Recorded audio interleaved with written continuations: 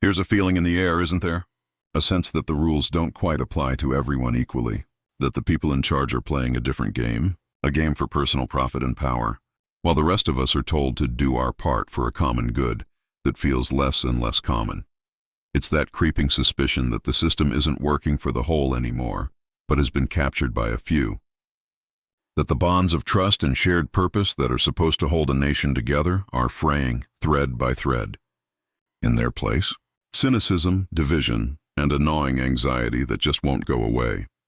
We see it in headlines about staggering corporate profits while wages stagnate. We see it in political debates that feel more like blood sport than problem solving. We see it in the growing chasm between the lives of the ultra-wealthy and the daily struggles of ordinary people.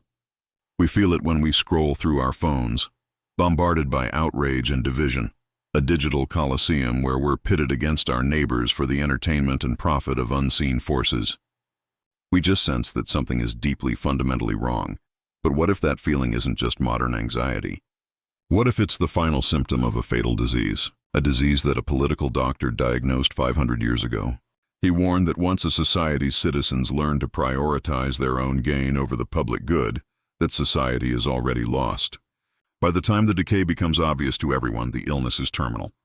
The foundation has already crumbled. His name was Niccolò Machiavelli, and this is his chilling explanation for why your society might already be doomed. Section 1. The political doctor in his autopsy. To understand Machiavelli's terrifying diagnosis, you have to understand the man. And to understand the man, you have to understand his world. A world of chaos, betrayal, and collapsing order.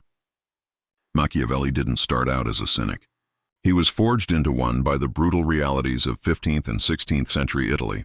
He was a product of a time and place where the grand tapestry of power was being torn apart and rewoven daily, not with thread, but with daggers and gold. Born in Florence in 1469, Machiavelli came of age in a city that was the glittering heart of the Renaissance, but also a cauldron of political instability. Italy wasn't a unified nation. It was a fractured mosaic of rival city-states, papal territories, and kingdoms, all locked in a perpetual, dizzying dance of shifting alliances, betrayals, and warfare. Foreign powers, like the kings of France and Spain, saw this division as an open invitation, and their armies marched across Italy, leaving devastation in their wake. This was Machiavelli's political classroom. He didn't just learn about power from dusty books. He learned it by watching cities burn. For a brief period, Florence was a republic. The powerful Medici family, who had ruled the city like unofficial princes, were exiled in 1494. In the new government that formed, Machiavelli, a brilliant and dedicated public servant, found his calling. From 1498 to 1512, he served as a top official, a diplomat, and a military strategist. This was not a desk job. He went on critical missions to the courts of France and the Holy Roman Emperor. He met with kings, popes, and generals. And most fatefully, he had a front-row seat to the meteoric rise and fall of Cesare Borgia, the ruthless son of Pope Alexander II. Borgia was carving out his own state using a terrifying mix of audacity, violence, and treachery. Machiavelli watched him with a kind of horrified admiration. Here was a man who understood what it took to build power in a world without rules. Machiavelli was a patriot. He loved Florence and worked tirelessly to make it strong and free. He even established the city's first citizen militia, convinced that a republic relying on mercenary soldiers, who fight only for a paycheck, could never be truly secure. He believed in the republic, in the idea of a government of the people. And then, it all came crashing down. In 1512, with the help of Spanish troops and the Pope, the Medici family marched back into Florence. The republic was dismantled. Machiavelli's world was shattered. As a high-ranking official of the old regime, he was immediately fired. But it got worse. A few months later, he was falsely accused of conspiring against the new Medici rulers. He was arrested, thrown in prison, and tortured with the strappado, a brutal method where the victim's hands are tied behind their back, attached to a rope and then hoisted into the air, dislocating their shoulders. He was eventually released and banished from the city, exiled to his small family farm. For a man whose entire identity was wrapped up in the political life of Florence, this was the ultimate humiliation. Imagine a brilliant surgeon, barred from the operating room, forced to watch as a plague ravages his community. That was Machiavelli's fate. Stripped of his power, his purpose, and his world, he fell into a deep depression. But it was here, in the forced quiet of exile, that Machiavelli picked up his pen. If he could no longer participate in politics, he would dissect it. If he could no longer be a political actor, he would become a political scientist. He didn't write about ideal utopias like Plato. He wanted to describe the world as he had actually seen it. He conducted an autopsy on the corpse of the Florentine Republic and the other failed states he'd witnessed. He wanted to understand the mechanics of power, the anatomy of statecraft, and the disease that seemed to inevitably destroy free societies. This is when he wrote his two most famous works, The Prince, an explosive manual on how a ruler can seize and keep power, and his longer, more profound masterpiece, Discourses on Livy. While The Prince is about the actions of one leader, the Discourses is Machiavelli's deep dive into the life cycle of republics, how they're born, how they thrive, and most importantly, how they die, and it's in the Discourses that he delivers his most devastating diagnosis. He identifies a political disease he calls corruption, but his analysis of this disease is far more terrifying than the simple bribery we think of today. For Machiavelli, by the time you're worried about politicians taking bribes, you're just treating the sniffles on a patient already dying of cancer. The real disease runs much, much deeper. Section 2. The diagnosis. The cancer of corruption. When we hear the word corruption today, we think of brown envelopes full of cash, backroom deals, and politicians lining their own pockets. To Machiavelli, those are just late-stage symptoms, the visible sores of a much deeper sickness. The real disease, the one that guarantees a republic's death, is the loss of what he called virtu civile, or civic virtue. So what is civic virtue? It's the bedrock of a healthy republic. It's the ingrained habit of citizens to put the common good above their own narrow private interests. It's the soldier who fights for the glory of the state, not just for personal loot. It's the politician who proposes a law that will benefit the country for 100 years, even if it costs him the next election. It's the citizen who pays their taxes, serves on a jury, and engages in public life, not because they're forced to, but because they understand their own freedom is tied to the health and freedom of the whole community. Civic virtue is the social glue holding a free society together. Corruption, in the Machiavellian sense, is the decay of this virtue. It's a slow creeping rot that starts when citizens, from the elites down to the common person, forget this basic principle. It's what happens when the pursuit of personal wealth, status, and power becomes the main goal of society. When a banker asks not, "Is this good for the economy?" but "How can I maximize my bonus?" When a voter asks not, "Who is best for the country?" but "Who will give me the most stuff?" When a leader asks not, "What is best for the republic?" but "What is best for my faction, my party, my re-election?" Machiavelli saw this not as a few moral failures, but as a systemic contagion. Once people see that the path to success is through selfishness and exploiting the system, the moral fabric of the republic unravels. The honest person is seen as a fool. The public-spirited citizen is seen as a sucker. Why sacrifice for the common good when no one else is? Why follow the rules of a game that everyone else is cheating at? A key accelerant for this disease, Machiavelli warned, is severe economic inequality. His analysis here is shockingly modern.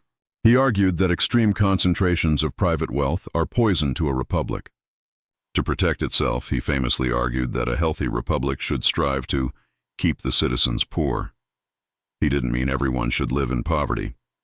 He meant that the state, the public treasury, should be wealthy and powerful, able to act for the common good, while private citizens should not be allowed to amass so much wealth that they can rival the power of the state itself. Why?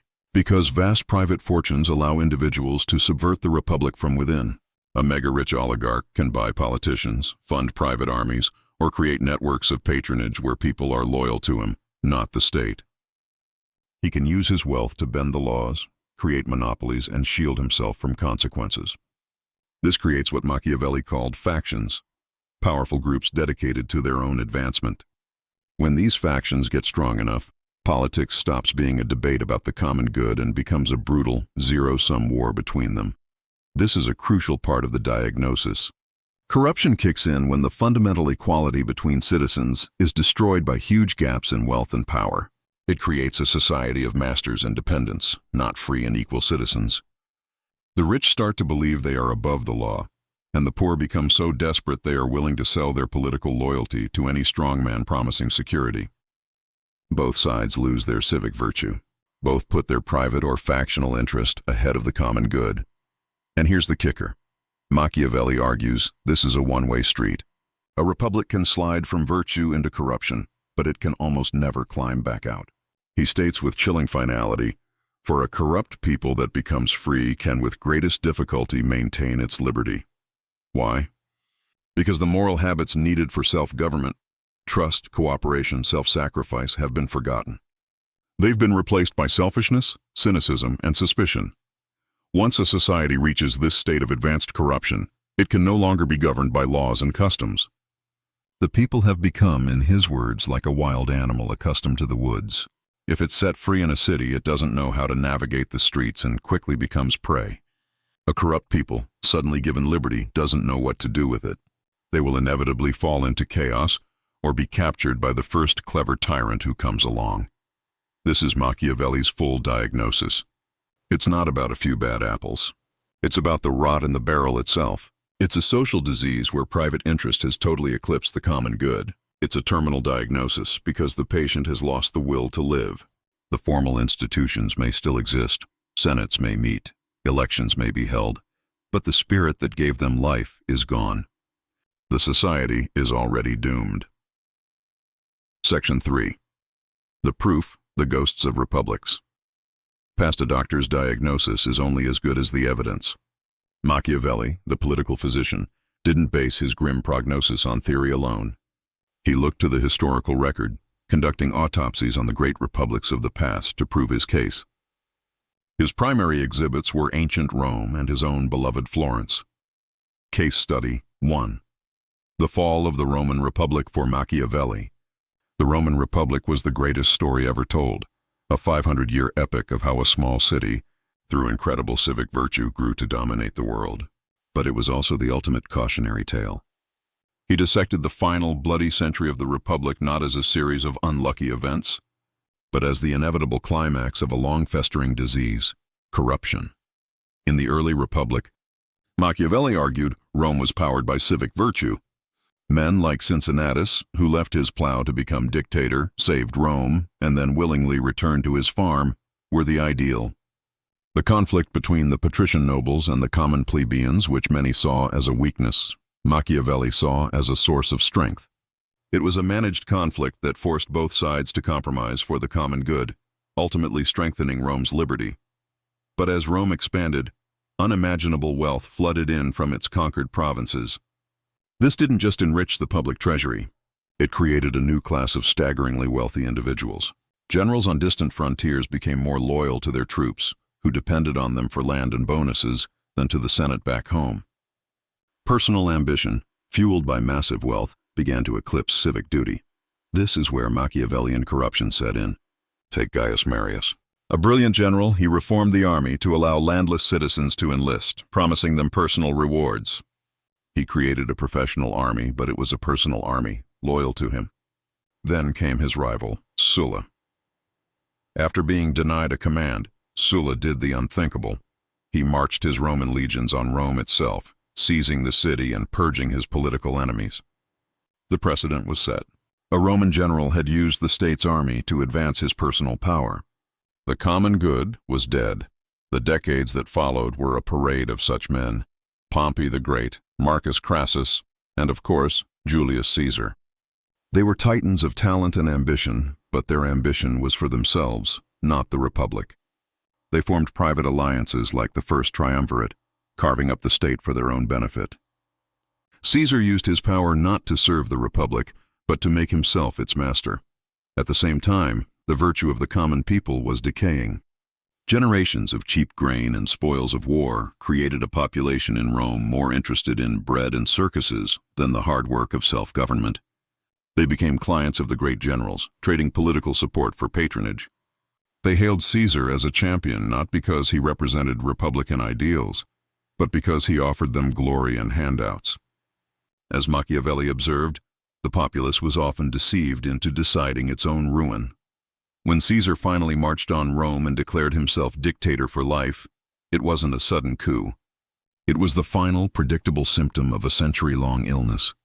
The assassination of Caesar by senators like Brutus, who hoped to restore the Republic, was a futile gesture. As Machiavelli grimly noted, you cannot make a corrupt people free. The people of Rome were no longer virtuous enough for a republic. They mourned Caesar, and his heir, Augustus, skillfully used their devotion to finally put the Republic out of its misery and establish the Roman Empire. Rome's liberty didn't die with Caesar's ambition. It died when Roman citizens, both elite and commoner, forgot that their personal gain was supposed to come second to the health of the Republic. Case Study 2. The Agony of the Florentine Republic. If Rome was Machiavelli's grand historical textbook, Florence was his painful personal experience. He didn't just read about the death of a republic. He lived it, confirming every one of his theories.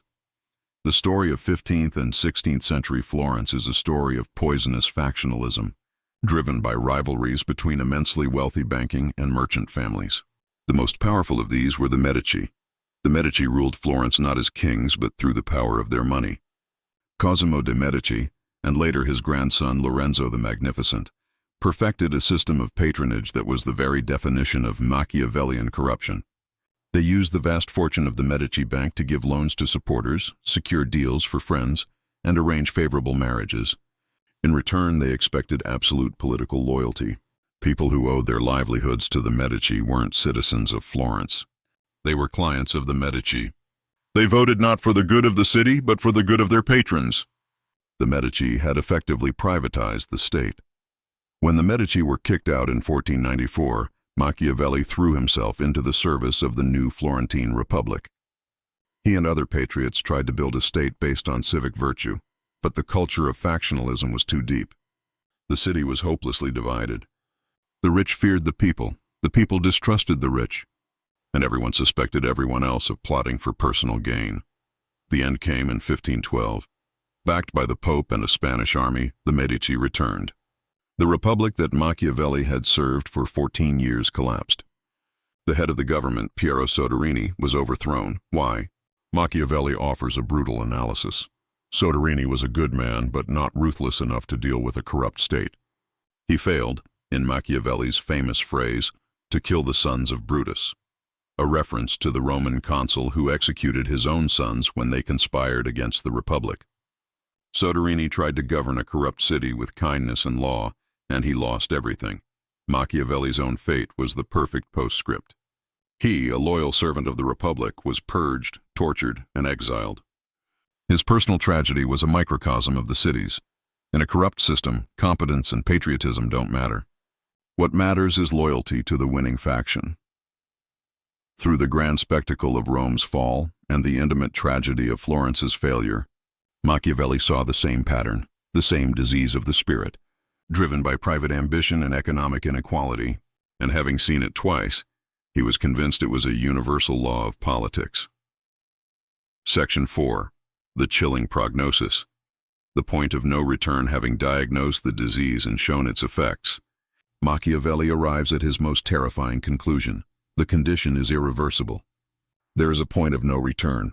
Once a society is thoroughly corrupted, it cannot heal itself. Liberty, once truly lost, cannot be regained. This pessimism is the dark heart of his political thought. Why was he so sure? Because corruption destroys the very tools you would need to fix the Republic. A free society relies on citizens who are willing to compromise, who trust their institutions and each other, and who will make short-term sacrifices for long-term stability. In a corrupt society, those qualities have been replaced by their opposites: factionalism, cynicism, and a culture of instant gratification. As he puts it, a corrupt people can never be made free. Trying to reform a corrupt republic with laws is like trying to build a house on quicksand. The foundation is gone. Corrupt citizens won't vote for the painful reforms needed to save the state, because that would mean giving up the private benefits they've grown accustomed to. The system feeds on its own decay. Machiavelli saw only one other path out. And it was even more troubling: the arrival of a single extraordinary leader, a political savior who could violently refound the state. To reform a corrupt society, he argued, a single, powerful individual must seize extraordinary power. This leader would have to be ruthless enough to destroy the corrupt elites and kill the sons of Brutus. That is, eliminate anyone who opposed the new order. He'd need to use fear and violence to shock the people out of their selfish stupor. But here lies the fundamental paradox, the political catch-22 that Machiavelli couldn't solve. He writes that reforming a corrupt state presupposes a good man, but to become a prince presupposes a bad man. Think about that. The kind of person who has the moral character to want to save the republic, a truly good person, will almost never be willing to use the brutal, violent means necessary to seize absolute power. Their own goodness stops them. Conversely, the kind of person ruthless enough to seize absolute power, a bad man, will almost never use that power for a good end.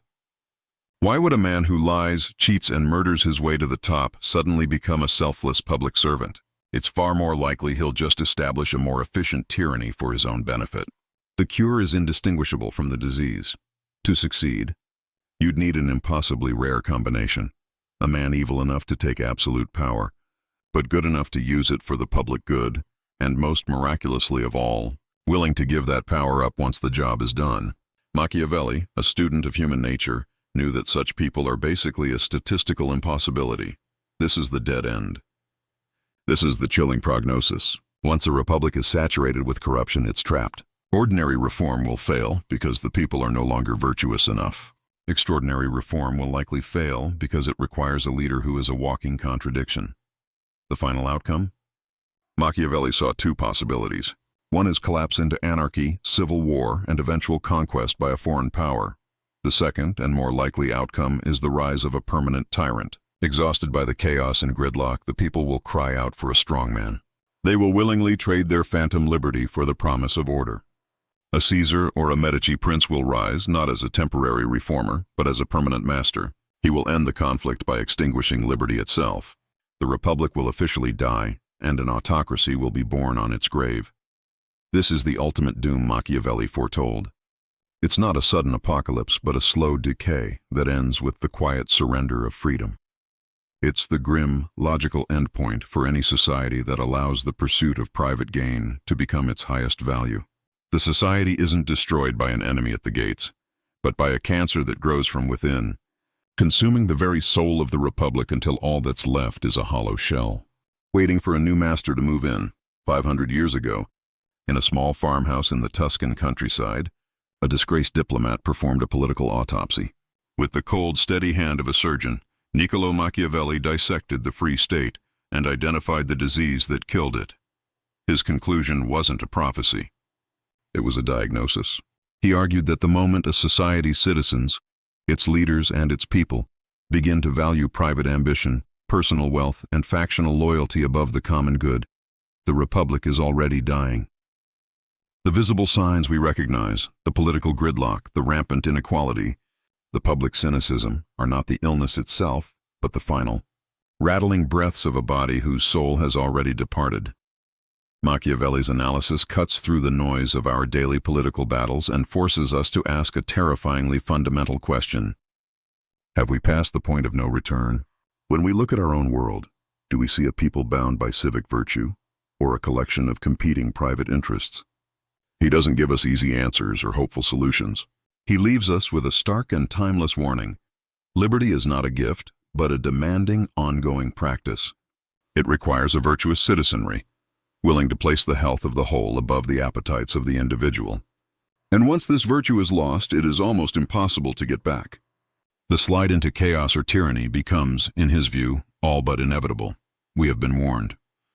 The ghost of the Florentine diplomat stands as a silent sentinel in the long corridor of history, pointing to the ruins of republics past. His message echoes down the centuries, a chilling whisper for any society that feels the ground shaking beneath its feet. By the time you realize you are doomed, it's already too late. If this diagnosis of power and decay resonates with you, you know what to do. The more we understand these timeless political warnings, the better equipped we are to recognize the symptoms in our own time. Let us know in the comments, what parts of Machiavelli's warning do you find most relevant today?